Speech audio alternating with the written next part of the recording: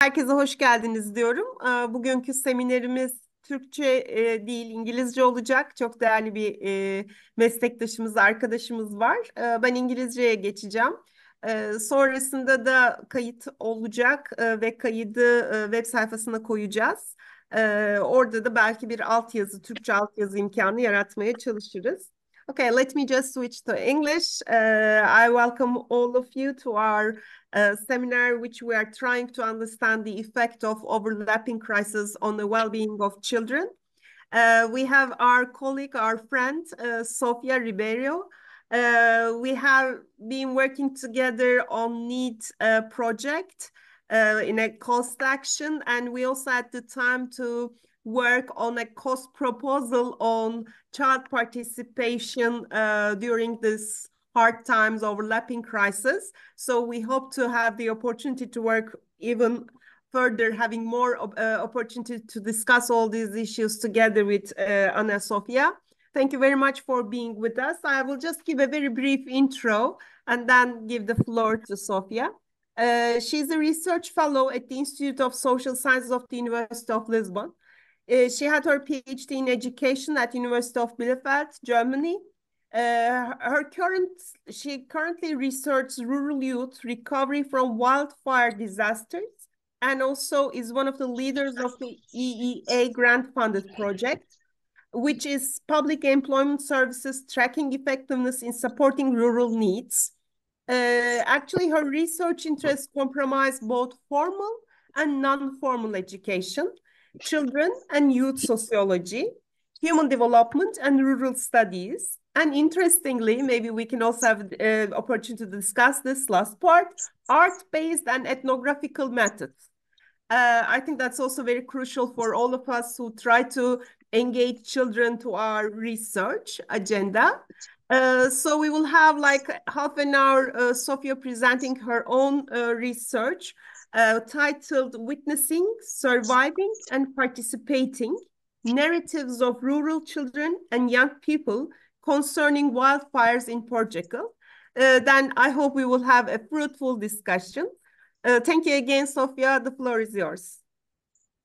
Thank you. I would like to share my screen,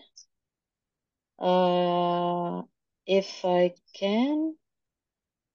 I can't share my screen. Can you give me permissions to share my screen? You try again? No. Oh, yes. It's Now okay. I can, but I need to do something to make this come into Okay, I think now. So I take it that now you can see something, and now I can. Okay. So thank you for coming today. This is a pleasure for me to be here talking about this very personal research I started in 2018, or actually 17, about wildfires in Portugal and their impacts on rural children and young people. I myself come from one of these rural areas. This is beginning to sound like our cost meetings. I come from a rural area. Me too. Me too. But yes, you sort of have an engagement with this sort of topics because you are close on a personal level to them. So this project started in 2007 with these wildfires that happened in Portugal, that I will talk a little bit more during this presentation. So let's start with the fire itself, which is like I said, a controversial natural element because it can bring life, but it can also bring death. And so this ambivalence in fire has positive and negative effects. So there are some authors that defend that you have a triangle between people, plants, and fire, and this unbalanced nature that you have between these three elements have negative impacts on physical and mental well-being, because we cannot approach the issues of wildfires from a negative, immediately negative standpoint. You need to consider that fire, at least for rural populations, it's a present element on a daily basis, and it's the reinstatement of the adaptation to the presence of fire on daily lives that should be reinstated and should be cultivated, and not the fear of the element itself. So of course it provokes losses on a material and emotional level, but it can also it's also critical for taking care of lands and for other sorts of tasks that people have in rural areas. The problem with wildfires is that climate change intensified and multiplied disasters worldwide, not only wildfires, but also hurricanes, but also flooding, and it's the intensification and the magnitudes of these let's say natural disasters, because in social sciences there are no natural disasters. All disasters are social because the events are natural, but the consequences are social. And so it's the intensification and the magnitude of these events that has led young people to demonstrate and to fight for their right to have a future.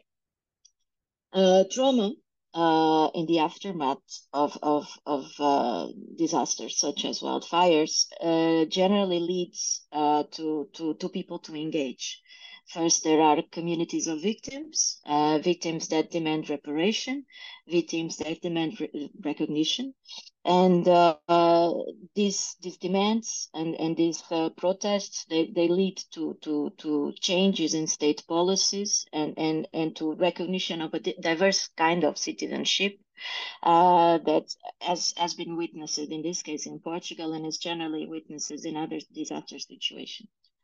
So it's all of this context that led me also to frame my project and to look at children as citizens that have not yet been recognized as peers in the issue of disasters in Portugal, but that demand this recognition, demand this visibility. I'm trying to okay. So also another policy, let's say policy or framework to analyze the issue of forest and forest protection are sustainable development goals. Sustainable development goals and education for sustainability is also a driver to promote the integration of children in policies of forest planification and of rural planification. Forests provide ecosystem services that are crucial to human well-being, and as such are fundamental to achieving sustainable development goals. In sustainable development goals, forests are addressed directly into sustainable development goals and sustainable development 15 goal, life on land, and also on clean water and sanitation, because without water you can also not recover forests, but also forests contribute a lot to have quality water. So although you have no direct causality between the issues of climate change and catastrophic fires, these fires have been worldwide, not only in Portugal, but worldwide being intensified. And so it can be that there is a correlation, not a causality, but a correlation between the magnitudes and the widespread of these events. So also indirectly, forests and wildfires can be addressed in Sustainable Development Goal number 11, that are more resilient cities and communities, and in my case, on number 13, in climate action to reduce greenhouse gas emissions that cause climate change. I say this because our projects, this is a finance project from our national foundation, they have to be framed by Sustainable Development Goals. And so this project was framed by number 13, that is climate action to reduce greenhouse gas emissions. And also, of course, quality education, Sustainable Development Goal number 4. So considering issues of the role of children and young people in disaster risk reduction. So children, as you know, as childhood researchers, are seen as a vulnerable population in general, and in particular in aspects of disaster risk reduction and response to fire emergency. So generally, they are a population to such as women and such as old people to protect, and they are not seen as active partners. However, from a disaster risk reduction perspective, and according to the Sendai framework, they are also agents of change and should be given space and modalities to contribute to local disaster risk reduction policies. Also, according to the Convention of the Rights of the Child, Article 12 says that children should have the space to express their views in matters of concern to them directly. So this is also something that should be taken into consideration when looking at children in relation to wildfires. So there is this balance that one should have between protection and participation that should be present when considering their role in disaster planning. So they should be involved in local emergency plans and normals and policies. And involving them can not only help them to protect themselves, but also to contribute to better risk awareness among families and school communities. And this is not, people generally argue that children should be, of course, first and foremost, protected. But as my research and other research show, that disasters are unpredictable. And as unpredictable as they are, children sometimes are faced with this sort of events alone and without any preparation, and they should have at least the most basic knowledge to defend themselves. This is in their own interest.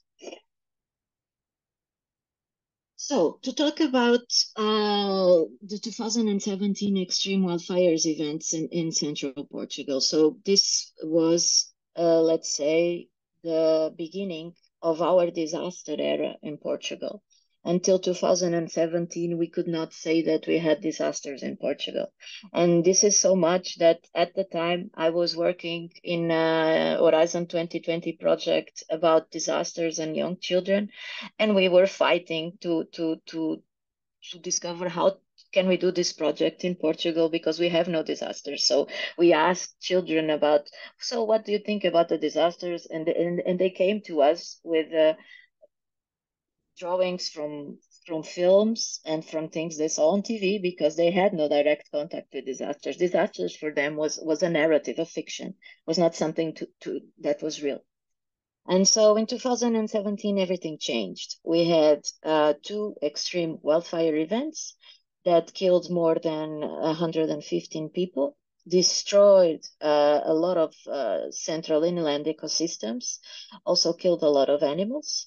And so basically they changed our civil protection system and the way people started to engage in climate change and in disasters. So these events led to several changes, not only on a local level, also on a national level, and on emergency response systems. One very relevant change was the creation of an agency that is specialized in rural forest fires. And with knowledge that was inserted into our civil protection systems, scientific knowledge, there was a massive reduction of ignitions and victims since 2018 until now, almost by half. But this does not mean that since 2017 we had no wildfires. We had wildfires. We had wildfires in UNESCO forest parks. We had wildfires in the north. We had wildfires in the south. So despite all this protection, we are still having wildfires. The difference is that we had no victims, or not so many victims, and this is because there are some plannings. There is some planning on a local and on a national level that was not present before. So on this presentation, I will talk to you about two research projects that have been going on since 2018 until now. So these research projects involve two rural municipalities with diverse forestry profiles. One of them is a national park, UNESCO protected, and the other one is a rural area with a lot of, let's say, eucalyptus. Eucalyptus, if you know, it's a tree that is planted massively, not natural, not a native tree from Portugal, but a native from Australia. Is planted massively in Portugal because it's very used in the paper industry, but it's also very inflammable. And also dries the land very much. And some associations consider that the profile of some rural areas that are infested with eucalyptus has also been a major factor impacting wildfires. So the first project that I'm going to present is called Drying on Fire, and focus children in this natural park that were affected in the 15th of October fires in 2017, and used an art-based methodology. I developed this with a colleague, Isabel Silva, which is she's a psychologist by training. The second project, it's my own project. It's called Recovering Capabilities, uses a capability approach framework and focuses on young people between 13 and 18 years old, and had an ethnographic design, including participant observation, interviews, and documental analysis. So we have talked a little bit about disasters and their effect in children and young people. In this slide, you can see a very strong picture of a young person taking a lamb on its back. This is from 2022 of one of, again, a major wildfire that we had. And as you can see, populations continue to face fire themselves and save whatever they can. Often animals are their most preserved good. And this picture was very, very mediatic at the time. So disasters have strong impacts on mental health and well-being of children and young people. So they experience symptoms of anxiety, of depression, post-traumatic stress disorder, and these impacts can be long-lasting. It doesn't mean that this is the case for every children, but it can happen. So symptoms increase when they are associated with loss and damage, losses of houses, displacement, death of family members, pets or farm animals, or destruction of home. They can also have impacts, negative impacts on school performance. Some schools will be closed during disasters, and people will go for weeks not attending school. They can be relocated. They can be away from their colleagues. There are well, not so much research done exclusively on wildfires. There are some examples in Australia, of course, and in Canada, and also in Greece, as you know. But focusing wildfire in children, not so much, because it's controversial to investigate traumatic events with young children. And so you need to be very careful when you start to do this sort of research. Emotions are strong drivers to engage people, adults and young children in demonstrations and in making changes and in participating in avoiding in trying to avoid this sort of events to occur again. So they provoke also not only trauma, but they provoke a desire to stay and intervene in local communities. There is some research that talks about this. And so emotions that are awakened from these disasters can also be mobilized into taking people into action. Education in Portugal and wildfire events. So risk education is approached on formal curricula through a referential that can be chosen to be part of the year curricula by some schools and others not so much. So some children will approach risk education, others will not. And also on a non-formal education setting, you would have local environmental protection clubs and municipal civil protection services that engage in short-term actions that provide training on basic supports of life and on focus topics related to wildfire and emergency planning that some children will attend, but it's nothing so consistent and that engages everyone. Also, our fire protection brigades, they are run on a voluntary level. Very few are professional. And these local volunteer associations, they need to recruit young people into their brigades. And to do so, they have training schools for young people, like children, and then for older children, let's say young people from until they are 18, that try to sensitize people to fire and to engage them into being firefighters themselves. Bottom line is that children participation in DDR is limited, but this is not only the case of Portugal, it's also in Europe at a larger scale. The methods that we used in this first project that I will present, we used a drawing and write methodology that is, very common in childhood research. We conducted an exploratory visual research 3 months after the major wildfire occurred in 2 schools of this municipality that is from a protective natural park. And we basically used, some guiding questions like what happened, where were you when the wildfire happened? Can you tell a story or make a drawing about that?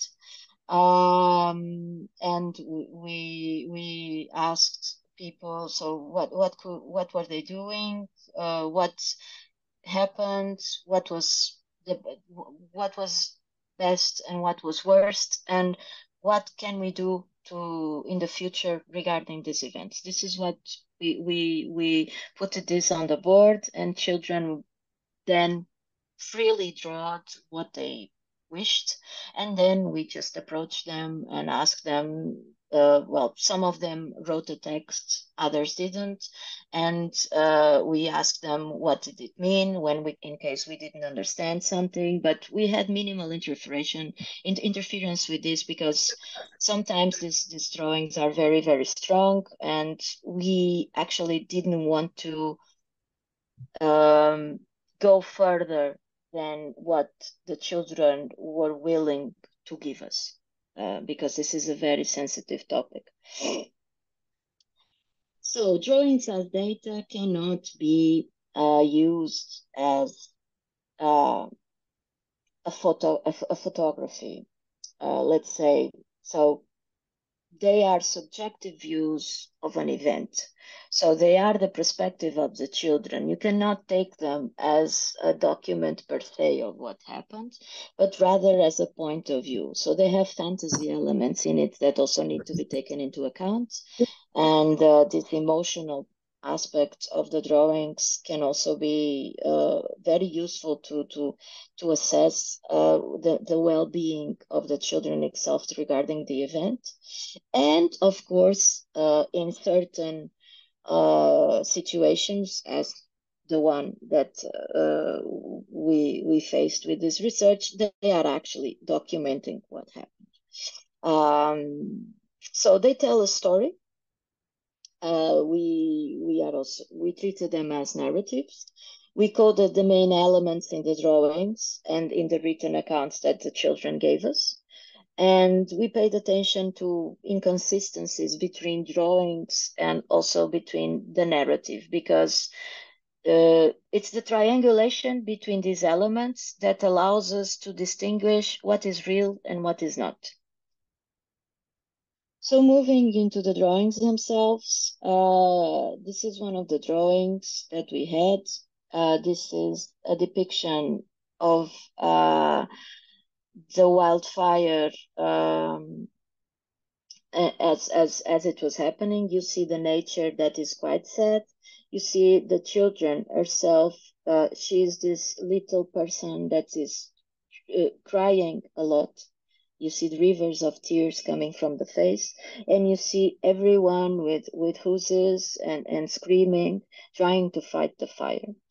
And so she tells in the narrative that she saw many things that left her traumatized, and they went to the grandmother's house, and this is the grandmother's house where they thought that they were safe, burning to the ground. And they went to the city center, not the city, but to the village center to wait until it passed. But then she says that the dogs or animals almost burned to death. You see this little animal in the corner that is also there, very, very little. So you see that the different sizes of people and the desperation also depicts the scene. So it's a very emotional drawing. This is from a boy. We saw, but this is not specific from boys, also girls. But boys mostly, they draw scenes of themselves fighting the fire, and this is the case. They see that they have some, they cover their faces with a piece of fabric, and they have shovels, and they have water tanks, and they try to take the fire out. And you see a little animal in the corner. Animals are always present, particularly because this is a rural area and animals are very close to people.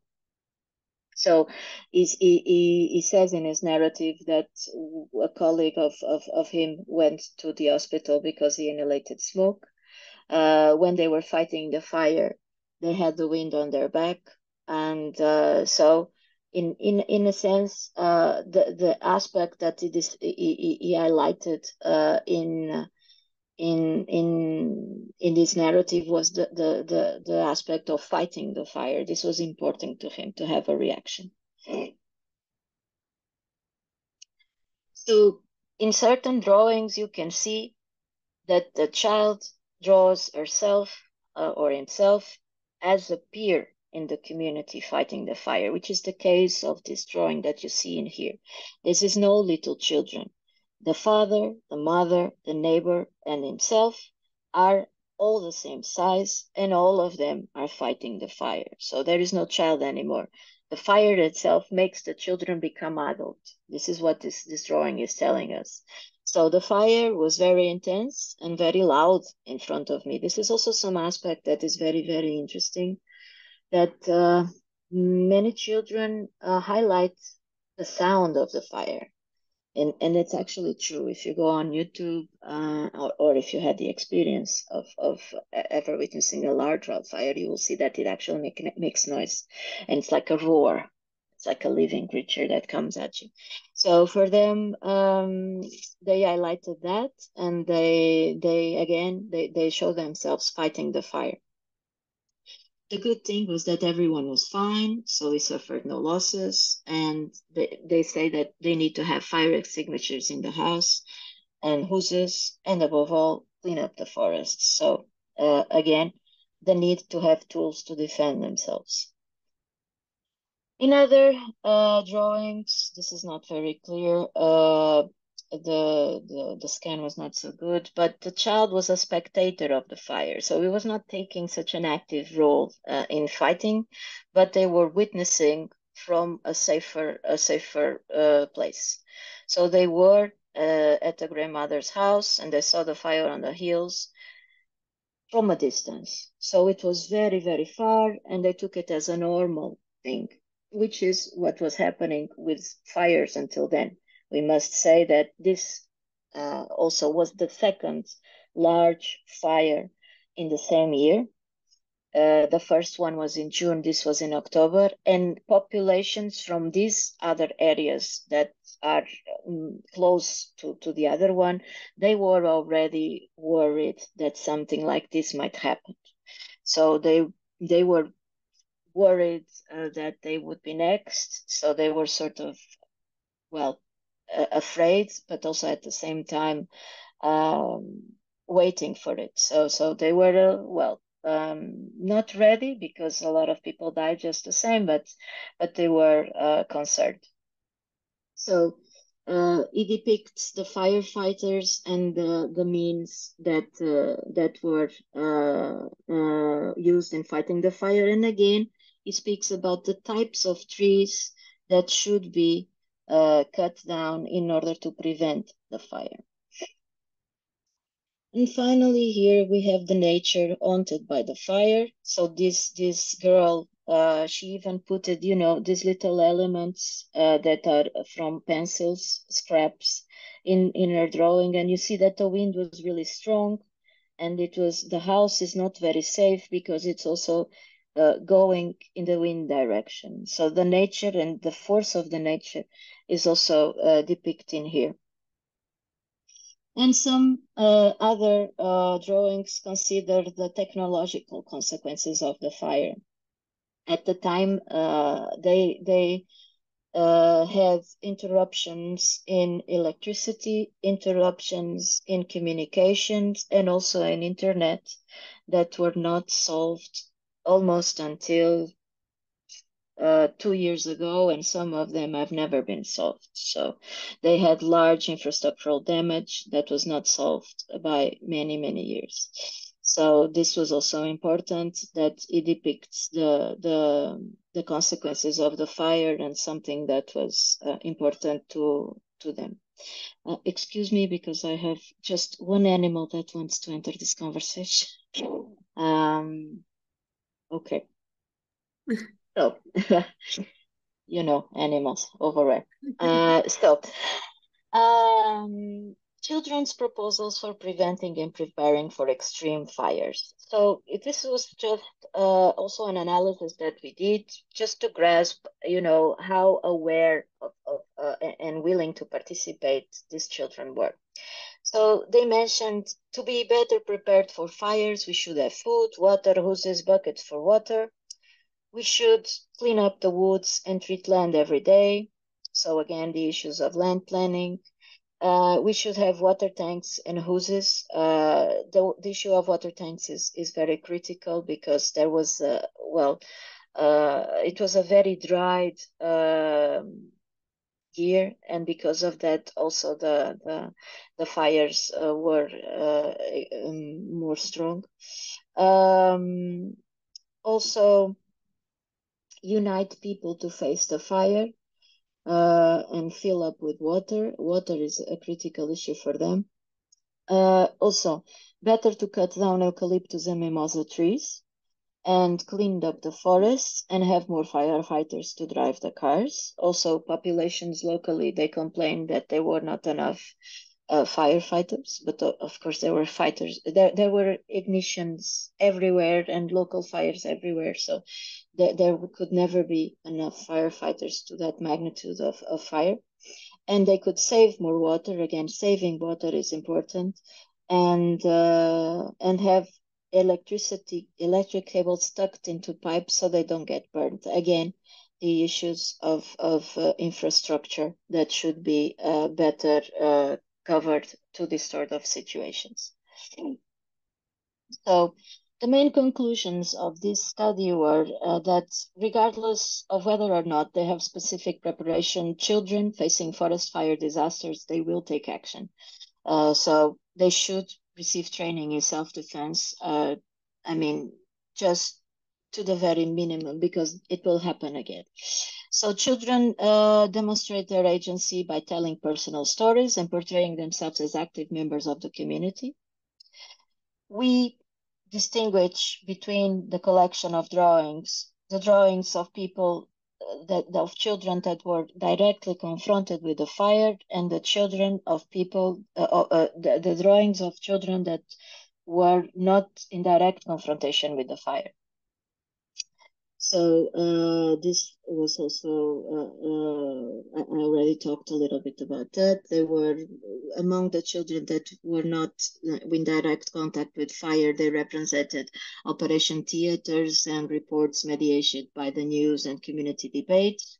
And also they had some narratives about the causality of the event, and what caused this. Was the bad man or were the natural elements? I mean, there was this debate, and that is, I mean, fire is an anthropogenic event, and so the ignitions that very rarely occur on their own, so they have to be started by human hand. So some of these wildfires were caused by intentionally by mentally ill people. That's true, but also it was in a way the natural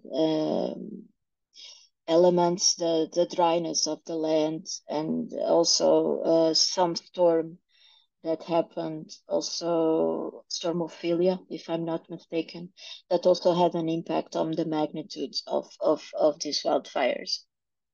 So campaigns to clean up forests that followed up these events that greatly influences children's accounts. And they had, what stood most was that the children had a desire to help and to be involved in these situations. And so this should be mobilized into disaster risk reduction policies. Also because if you don't give them the chance to participate, they feel guilty because they did not react and they did not do something. So this is also something that should be addressed. In the second project that I will present here, that uses a capabilities framework, environment and climate change was seen in this project as a meta capability that enhances and sustains all of the other capabilities and needs, from basic sustenance to shelter to aesthetic pleasures. So environment has also an instrumental value. Environment is also a conversion factor, so it shapes access to natural resources as water, to infrastructures, to public goods. And so environment is also shapes your well-being in this matter. To frame environment in this research regarding well-being, I used Nussbaum's list of 10 basic capabilities, focusing particularly on emotions, on being able to have attachments to things and people outside themselves, to express love, to express grief, to express anger, to have the connection to other species, to be able to live without concern, and in relation to animals and plants and the world of nature, and also to bodily integrity in the issues of safety. So I framed theoretically the capability for safety. Considering that even though children and young people have limited agency and consequently limited power to choose due to their age, the demonstrations as Fridays for Future or Extinction Rebellion show that it's reasonable to admit that the opportunity to be Elektrik safe. gelmiş mi? Bir tutabilir misin o zaman? Not sure. Can I continue or not? Yes, I can. Okay, so the opportunity should be safe, should also include the ability to fight for one's future security in order to promote multi-species flourishing and relational well-being. So in this human development framework, I define the safety capability as being able to feel subjective and objective control over one's environment, being able to express feelings and establish effective relationships to one's landscape, including its non-human inhabitants, and being able to actively care for and participate in the protection of one's environment. So the design and the methods of this case study were mostly collected in one municipality that was affected by the 15 October wildfires, and they were collected in an infant and cadet school that is located in a fire brigade in this local municipality. So I did documental analysis from wildfires and measures that were taken afterwards. I did ethnographic visits. I participated in forestation actions. I participated in sessions of training that they were held on Saturdays in this school. I did interviews with community members such as trainers and local firefighters and social protection services and city vice president and responsible for environmental protection actions and youth cabinets. And I did 20 interviews with children and youth aged between 11 and 20 years old. So the interviews were exploratory in nature, and they were supplemented in some cases with visual material. I tried for a while that they send me photographs or their daily lives themselves, but it didn't work so well. So some of them brought pictures that they had from the fire themselves. So this was important as well. And they gave them to me for the research. So the research was ethically approved, and the school existed since 2015. The activities were interrupted in 2021 because of the COVID pandemic, and this also impacted my research. But in 2019, they had around 50 children and people attending the activities. So I collected some narratives about what was the fire for them. Let's just say that to these children, they have training on emergency on these schools, and so they are more ready, let's say, used to deal with fire or to think about fire on a daily basis than compared to, let's say, people and children that do not attend such trainings, but still they were surprised with the sort of event they were confronted with. So they could see flames on southern part on the woods. It lasted a long time. There were several men trying to put it out. My neighbor went straight away. I stayed home. I kept watching with my grandmother. We wet the earth around the house and the vegetable garden. I was very afraid. I only came outside when the fire was close to the sheep field, and we went out to try to put the fire so as not to go across to the other side of the street. So again, protection of farm animals. So this person here talks again about fighting the fire themselves with a brother and with, what kind of tools they had. And so they saved some of the neighbors. They also had no water. So they were fighting with buckets and everything they could put their hands on, and they were, covering the land with water and with whatever they could. There are some practices of emergency education that were also analyzed in this research. So I asked people how long they have been in the school, what did they learn in there, so why did they came? Some of them had came because of the wildfires. So after it, some of them dropped the school after the wildfires because they were very traumatized.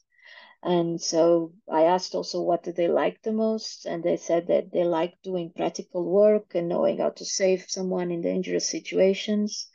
And if they thought that what they learned in school it was relevant, and they said, how can they control fires? How can they treat people when they are in a difficult situation?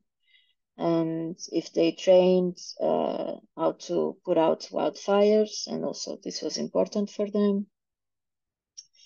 And I also investigated what was the role of the school in the recovery of these children. So after the wildfire, they did some brainstorming with the kids to check how they were. They got everyone together. The older ones were more aware than the younger ones. So they reported that one kid stopped coming for a while because he was very impacted. And they also called up psychology to support parents in dealing with children's possible questions or trauma caused by disaster events. And they chose that the yearly topic of the school that year was devoted to manual tools that can be used in firefighting. So they tried to engage in productive ways with the event. So I also checked on what the perceptions of these children were in disasters and the school curricular.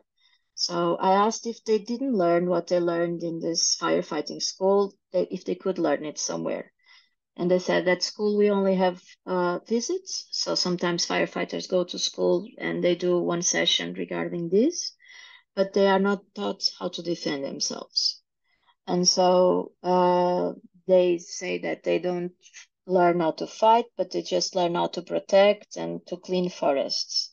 So they consider that what they learn in this particular firefighting school can be useful, which is first aid and firefighting and basic support. And so they don't know if should be created a discipline for this. They think that it's okay. Some of them think that it's okay that this is on an informal level. And because they think some people really don't want to learn about these matters. But if they want to know, they also have to be interested.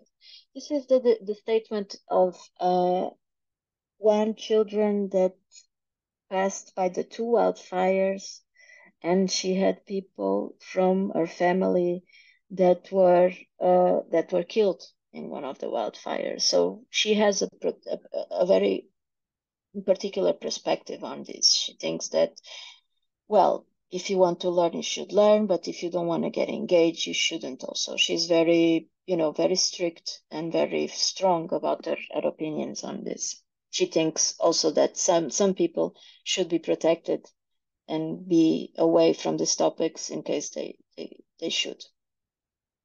So perceptions on safety, also something that I engaged with in this research. So after the fire, some of them stopped to feel safe in nature, or at least in places that had so many trees, because they could still be, ignited and create fire. So they say, at my grandmother's house, I felt safe because there is not so much vegetation around. So if before nature and forests they provided recreation and well-being, after disasters, they have also an ambiguous role of being a cause of danger. So it's really an ambivalent relationship. So for others, they feel safe in their village because they say that there have never been things so terrible as hurricanes in America, despite the bad things that did happen. So they refer in this case to the October wildfire and also to Storm Leslie. When I started to do this research, it was exactly a year after the 15th of October wildfire. It was the 15th of October 2018. And exactly on the same weekend, there was this massive storm that, destroyed some houses, destroyed also land, but because of the wind and because of the flood. So it was also a massive event. And some of them reported that the storm Leslie had been worse than the October's wildfire because they were caught in it. So this was also very interesting. When I asked what changed after the fire, most of them said that nothing changed. Honestly, no, there were some initiatives that ended up coming to nothing, planting trees and all of that. A lot of trees in the beginning, a lot of things in the beginning, but then it ended up all the same.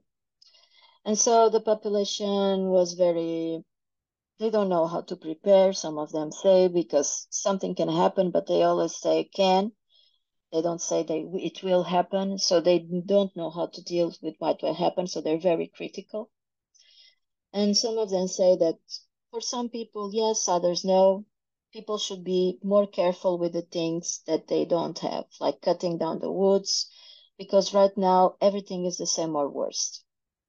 So if they said this in 2019 and now we are in 2024, and actually if you stop by these territories, well, you know that massive wildfires occur in cycles of 7 and 8 years old, and it's quite possible that something like that might happen again, because in terms of forestry management and land management, not much has changed since then. So they are right. This is one of the memories photograph that one of them gave me. During the wildfire, he was with his father by car, passing by some of the impacted areas, and so he gave me this. They took pictures with his mobile phone. And so the key points of this research were that not many changes took place in risk education since the 2017 wildfires, so there is no specific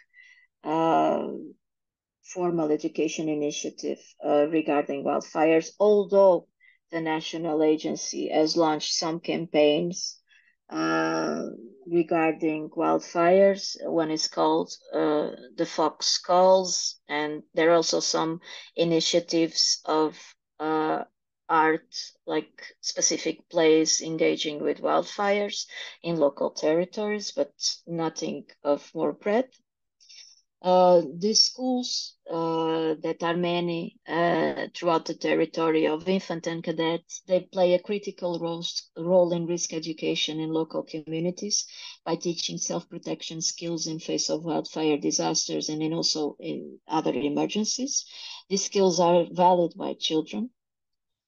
So given that many children face disasters without any preparation or have been placed with older people that are even more vulnerable, because what happens, I couldn't approach this in this talk, but some of these children were at home with grandparents while adults were fighting the fire, and grandparents or older people also had health issues and they could not provide much protection to these children. So it was the opposite. These children to their elders, which was not seen as a desirable for them. So there is the necessity to ensure some training for response and perhaps mobilizing the knowledge acquired by young people during these events. So the formal education system could also fill gaps in the formal curriculum if some contents with this association provide non-formal education at the local level. It's necessary to acknowledge that children and young people are ready and need to have information about this, particularly those that live in rural areas, because this is an issue that impacts mostly people that live in the forests. People in cities, well, at the time there was a massive solidarity, and there were organization of events and collection of funds to help, but actually this is something that is present in the lives of rural and young people, but not so much of the urban ones. So the final remarks are that nature plays now an ambiguous role for young people, being both a place of peace but also of danger. But young children, they demonstrate care for the surrounding human beings, such as animals, air, landscape and express critical views of adults and other peers who have not such concerns. Hence, it's necessary to adopt multi-species, non-anthropocenic justice perspective that allows to balance human and non-human interests with wider concerns. For example, the rights of nature framework, giving juridical personality to nature, recognizing certain practices and landscapes as interconnected, so protecting people and the landscapes altogether. And finally, issues of visibility and spatial justice must also be considered when evaluating opportunities of safety of young people that live in rural areas, since their inhabitants are more exposed to consequences of extreme weather events, but have no place to demonstrate. So there are no Fridays for future or extinction rebellion in rural areas. This does not mean, however, that people are not willing to do something or they are not doing something. They are, but it's not mediatized, and is perhaps done in a more silent way, and is perhaps done on a more consistent daily basis. And it's also important to give visibility to these practices, which is what I will try to explore in my next research project. So to know more, I'll leave you some links of my of some of my work, and you have my email, and thank you for listening.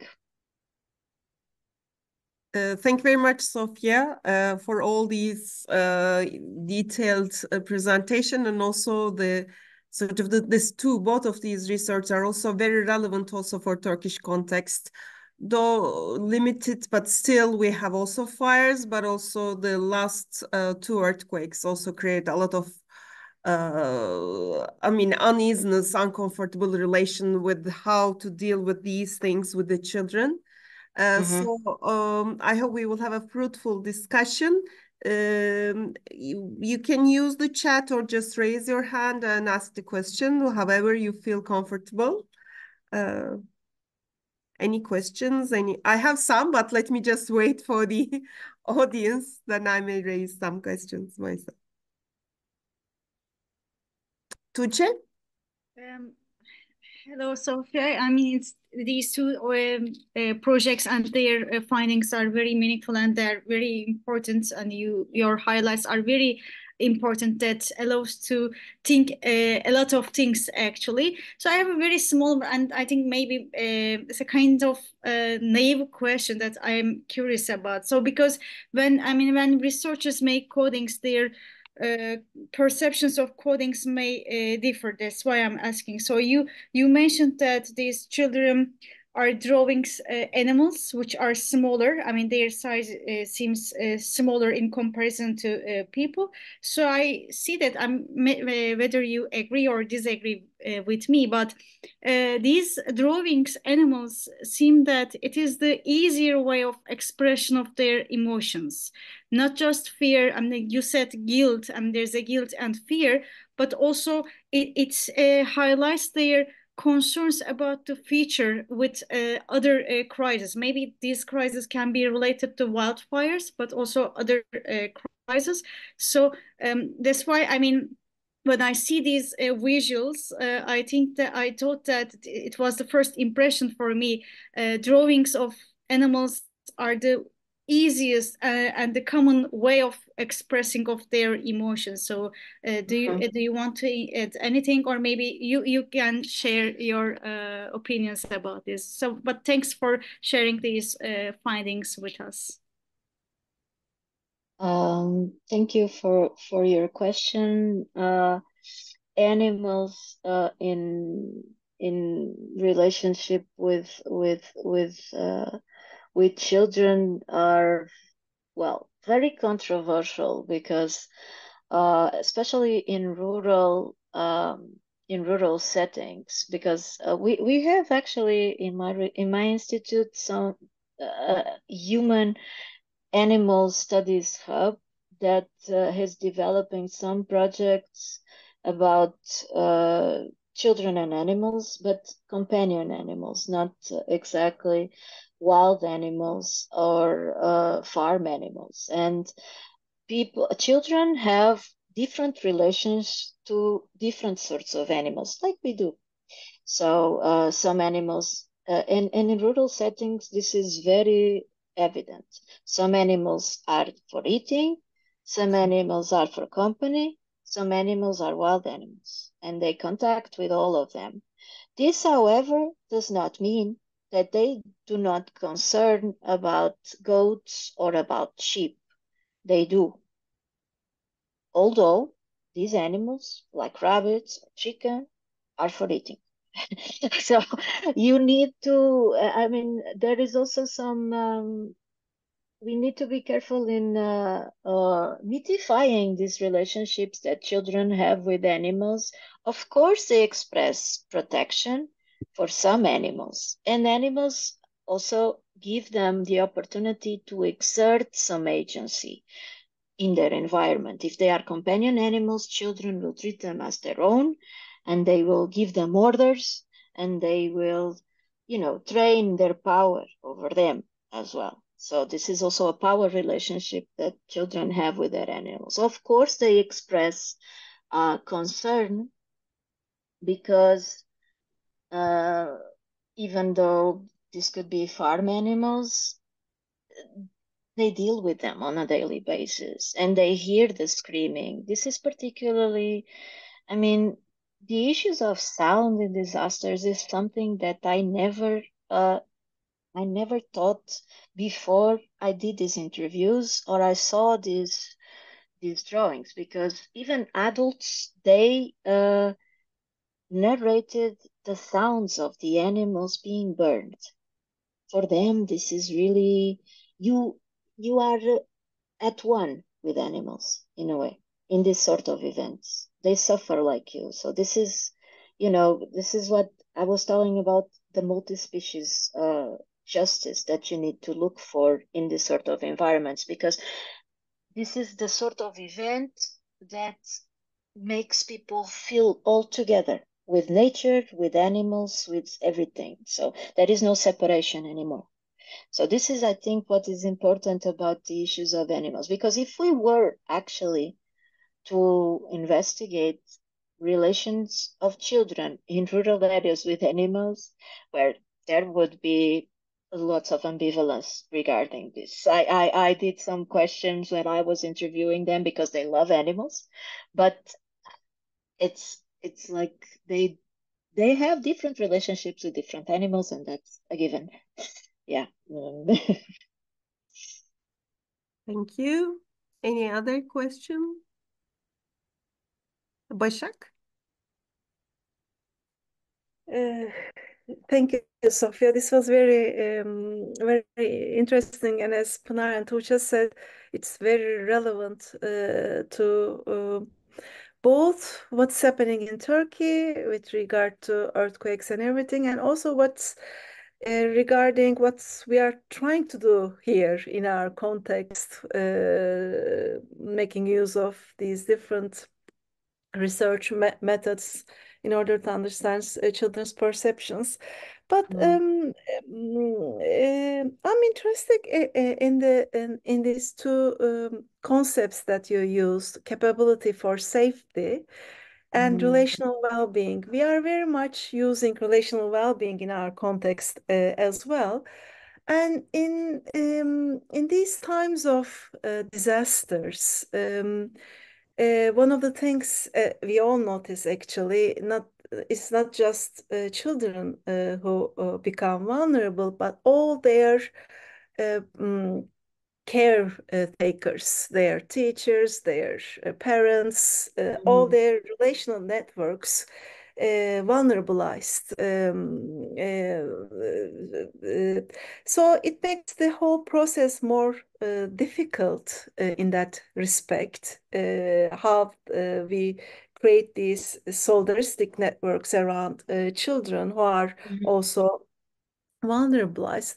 In that respect, how can you please elaborate a little bit more this concept of capability for safety in a whole, in a vulnerabilizing environment with respect to all those relationalities, how we can think of this concept actually?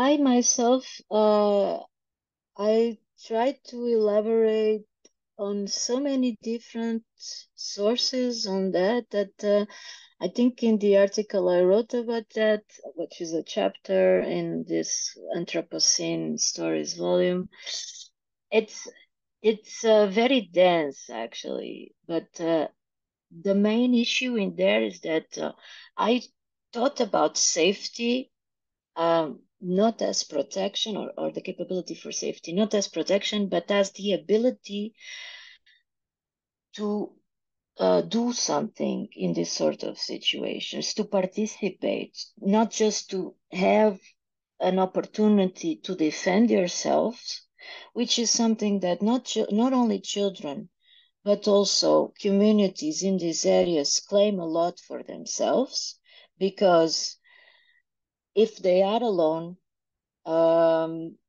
they need to be, because in most cases, in certain cases, they are alone. Well, at least they need to be given the opportunity to do something for themselves and for the things that they care. And this is this is controversial because, let's say, if you had wildfire situations, it's not like, well, I don't know, but there might be some similarities in earthquakes. You tell me. But people are told to evacuate areas and to leave their houses. And certain people will not leave their houses because they know that if they leave their houses, the houses will get burned and firefighters won't do nothing. And so they want to stay. And firefighters and disaster management want them to leave because they don't want them to get killed. And their priority is saving people, not saving houses, not saving animals. Okay. So this for them is they want to have, first and foremost, the ability to defend themselves. So they need to have knowledge that they can mobilize. So they need to have this capability for safety in terms of agency. They cannot be stolen, that agency, in terms of this sort of events.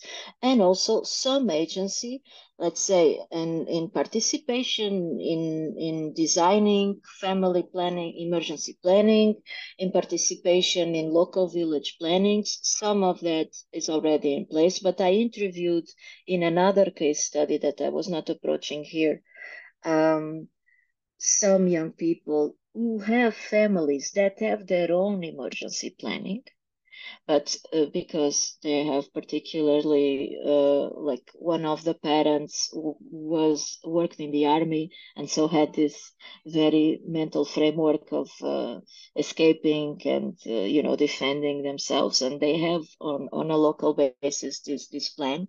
But to be included in this planning, to think about these things, not to be protected and excluded, they because they know that these things exist. So this in a way is to give them the agency to participate, and by providing knowledge, providing spaces to have a voice, and basically that. This does not mean that you don't protect people, but their safety is not only protection. It needs to have some participation, some agency. Otherwise, for them, it's not meaningful. It's it needs to have both sides. This is what I meant. Thank you. Thank you. Any other question? Gözde, would you like to add something? I'm sorry. No, okay. Maybe I could just elaborate. I think this whole issue of non-anthropocentric justice is very important with relation to climate change, but also we discussed among our group also the sort of how children actually had a kind of a different relation, have different understanding of animals. And you also mentioned this a lot. And I think that's also important. Maybe the new generation, with the new coming generation, this whole idea of like more anthropocentric justice will turn into a much more non-one. I mean, bi-generational maybe change, because whenever we had these kind of field research or interviews with children or focus group, especially their pets are part of their family, and the way they see it is never sort of kind of an hierarchical in relation.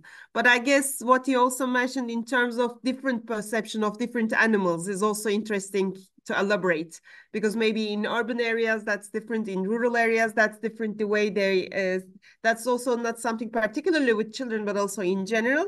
I guess, I mean, I will also like to have more from on this, how you interpret this, and also maybe a general also question about the age. I mean, you mentioned some of the ages, and in the first one, I think is they're younger. They were younger. Yes, yes, they So were younger. that's also another sort of difficulty, I guess. Like, to what extent, at which ages or different ages taken into consideration for providing education with respect to the disasters, and of course how they feel responsible or guilty and those kinds of things. And also maybe you can elaborate on this age and your own research, the differences maybe. Well,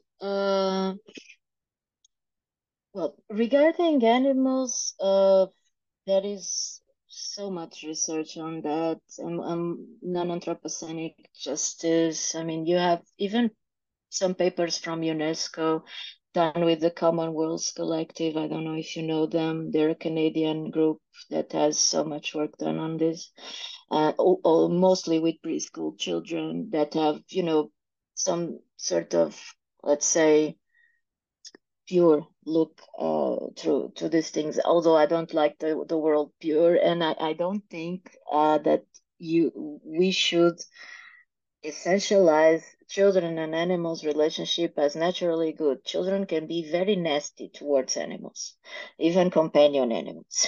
So it's not the relationships between children and animals are surrounded by dynamics of power, not just affection, and animals often serve for them to train the way their control over the environment. So it's not just let's say benign relationships, although of course this is a much more interesting discussion to have with rural children, because rural children see animals that they eat, raise animals that they eat. They don't go to the supermarket and buy them with no heads. They know. So all these different classes of animals that they have, and the way they are socialized into looking at animals by these different through these different perspectives and compartmentalizing them are much more evident in rural areas than in cities. Because in cities, animals, the other animals are commodified. Either wild animals are in the zoo, farm animals are in the supermarket, and then we have our own companion animals in our houses. This is not the case in these rural areas. There are even wild animals, not even farm, that were burned in these fires, and they are also sorry for them because they see them. It's a part of their daily lives. Now, regarding the ages, I mean, I like the model that they use in the schools, in these fire brigades, because they take children, and this is also predicted in the law. They take children from 6 to 16, 18 years old. And so they have sometimes different contents for younger children and activities for younger children than they have for the older ones. But some activities are collective with all of them. Also because non-formal educational environments allow for this age segmentation we do to be more fluid. So also children appreciate that they are not, some of them want to be adults, and some of them, they want to be in certain inactivities like other older friends they have. So for them, it's not a problem. And like I was telling in the research, of course, this is a particularly group of children that chose to attend this school because they were interested in these topics. Other children might think otherwise. But for them, this is not a problem. And it's not regarded as threatening. And if it was, some of them after the fire were so traumatized that they decided not to come again. Also, that can happen. But for the most, they are there because they want to, and it's not it's not something that threatens them or that they consider that doesn't promote well-being. Quite the opposite. Now, from my researcher perspective, there are some differences between younger children and older young people, of course, because I think older ones are more aware of the danger of that they were on than younger ones. Younger ones, most of them were not so exposed directly, but some were. But they cannot totally understand or the reach of the situation, while older young people, they are more aware of their role and of they consider the future most. They have a vision of what may happen that is not so present in younger children. So I think that's the difference. Not in terms of approaching, not approaching the topics. I think from ethics perspective, this is difficult research to engage and to perform, and you should give every space to children and young people to tell you what they want and what they do not want, exactly on their terms, and not go further than they let you. This is what we did in our first project, and what I tried to do on the second one was not be forceful or in anything that they did not want to tell me. Thank you. Any other question? Yes, Gözde. Yes. Thank you. I aware that I had a very limited perspective on to think about children's relationships with animals only with the experienced life. Thank you very much for your presentation. I have a question about how the wildfires was covered in the news in Portugal, because How they were? Sorry? in the news.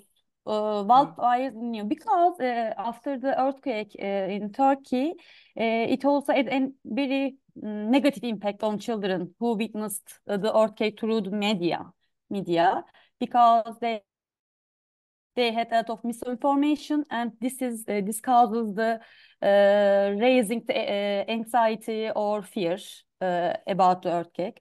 So I wonder that what is the situation in Portugal? Is the media careful about the issue, or are there any studies on informing children about disasters in an age appropriate